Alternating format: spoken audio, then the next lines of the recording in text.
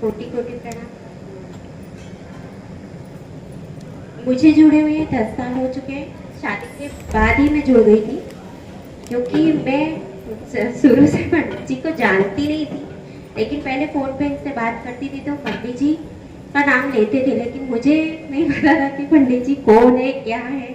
और मैं ये सोचती थी कि अभी भी ये लोग ये ऐसे पंडित जी लोग को जानते हैं।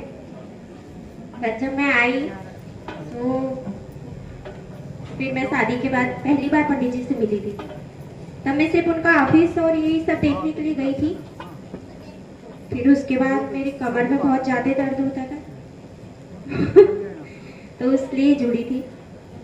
और फिर जुड़ी तो मुझे बहुत सारी चीज़ों का मतलब, पहले तो मैं पंडित जी की बातों को कुछ भी मानती नहीं थी। वो जो भी बोलते थे मैं उनसे कुछ अलग ही करती थी। मतलब उनने बोला कि डॉक्टर के यहाँ नहीं जाना है तो मैं जानबूझ के डॉक्टर के यहाँ जाती थी। और उनकी बहुत सी चीज़ें मैं नहीं फॉलो करती थी। या मुझे कुछ भी होता था, मेरे को बहुत दिन तक के मतलब मेरे को बच्चे भी नहीं हुए, तो भी 3 साल तक के मेरे को खुशी नहीं हुई थी। तो भी मैं पंडित जी की बात नहीं मानती थी। वो बोलते थे कि मतलब हमारे पास आओ, ये करो, लेकिन मेरे को पता नहीं उनसे क्यों तो विश्वास नहीं होता था। फिर जब राकेश भैया के घर एक बार कार्यक्रम हुआ था, तब मैं रश्मि दीदी से बहुत ज़्यादा एक्सपायर मतलब बहुत ज़्यादा हुई थी, क्योंकि मैं नहीं पता था मेरे को इन सब छोटी छोटी चीज़ों के बारे में।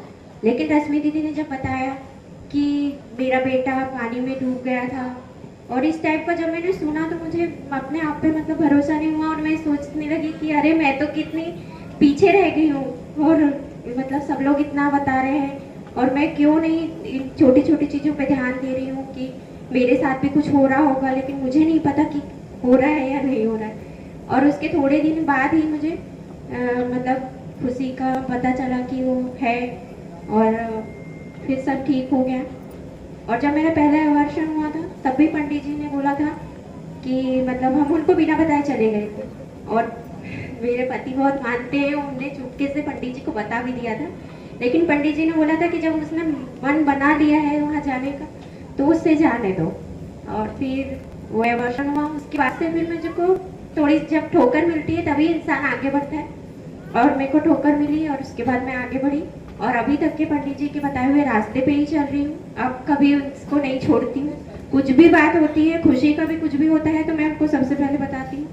और अभी भी खुशी का वो फंगल इन्फेक्शन हुआ था, वो भी मैं पंडित जी को बता के ही नागपुर गई थी।